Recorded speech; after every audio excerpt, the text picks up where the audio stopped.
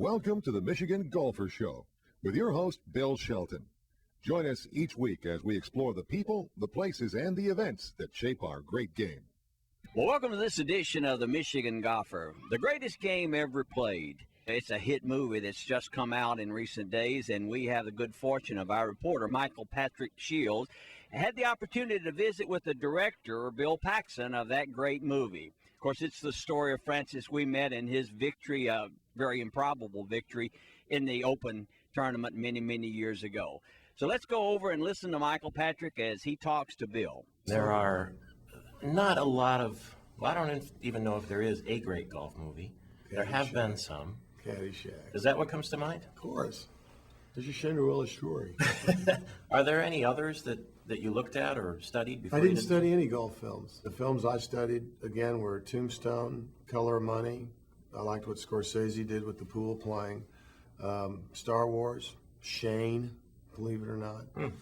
I needed to lift the game out of just a thing for golfers. I mean, I think golfers will love this movie, don't get me wrong. This was a watershed moment where this caddy, this immigrant son, in 1913, at the age of 20, ends up with a 10-year-old caddy, ends up in a three-way playoff against Harry Vardon, arguably the greatest golfer that ever played the game, and Ted Ray, who won the British Open a couple times. So it is a Cinderella story in a real way. I grew up around the game.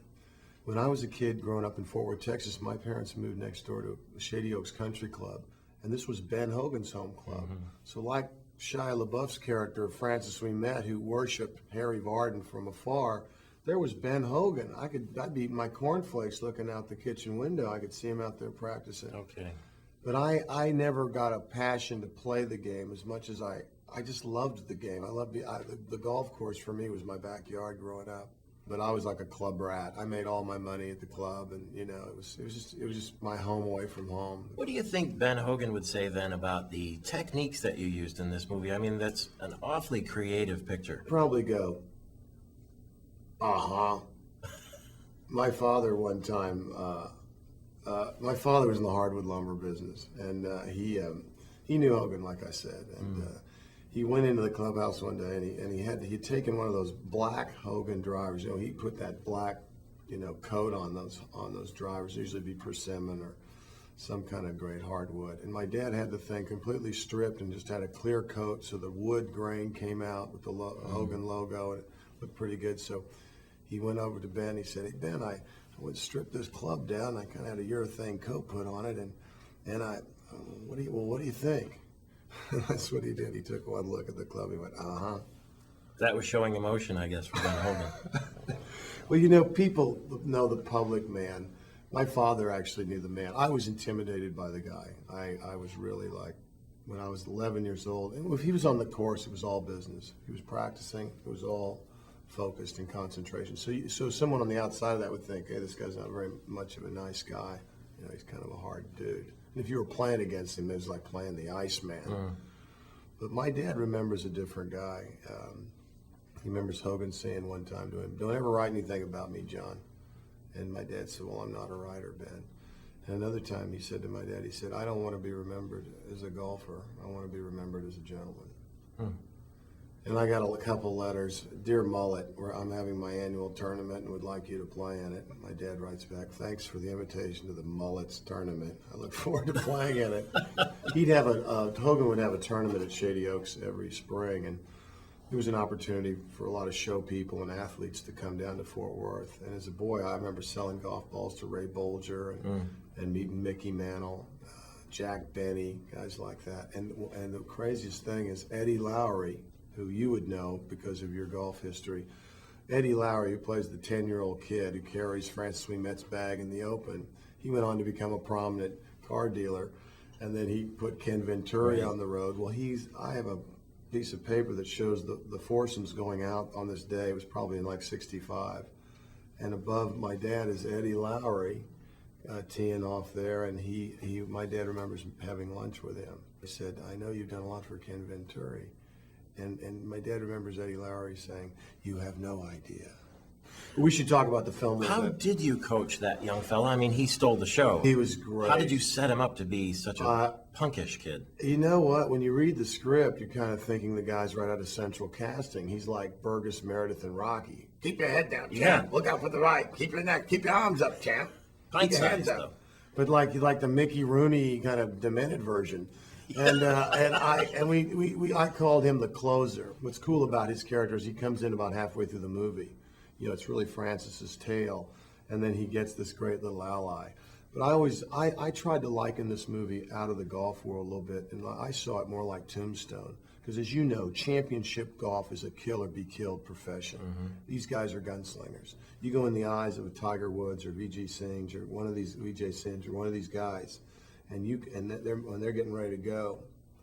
So I tried to visualize that.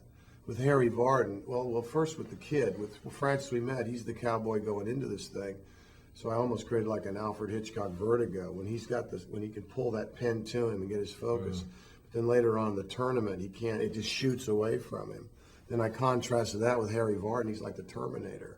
He's up on the tee box, and suddenly we see his mental game. We just see everything disappear. We just see him in the pen. It just made the audience. It makes the audience feel like they're in this movie. Mm-hmm.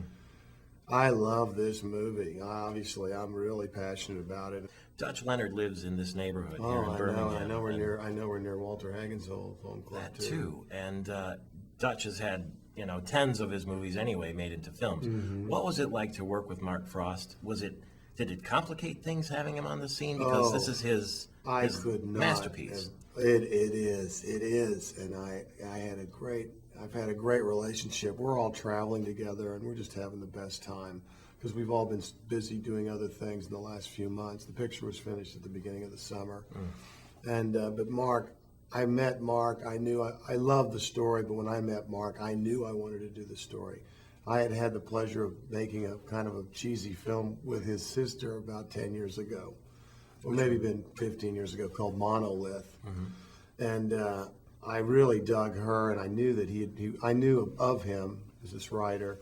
I'd never had the chance to meet him, and we've had the greatest collaboration on this. We are all really proud of this work, and we're hoping to do more things together, me and Mark. But surely there must be some concessions when a man's book is that thick. Oh, and absolutely. It has to be pared down. Yeah, that's a good, solid question. It reads like Seabiscuit. It's a page-turner, but it's a dual biography. It's the story of Francis Ouimet, but it's the story of Harry Vardon, two guys who came from modest services, and how they're going to meet at this tournament and how it's going to change both their lives. And Stephen Delane, who does an amazing job playing Harry Vardon, someone I had worked with. I told him about the project. He was intrigued. He read the book, and then he read the script. And he said, "Where's the part?" I said, "It's not in the screenplay." Okay, well, where is it then? I said, "I see you in this movie, kind of like Alan Ladd and Shane. We know you're the guy, but we know the past. It haunts this guy. There's something that's darkened him." Yes. Last question: were you tempted to do a cameo? Show us your action. No. Congratulations. I couldn't bring on the heat, baby. Sure you really could. A pleasure.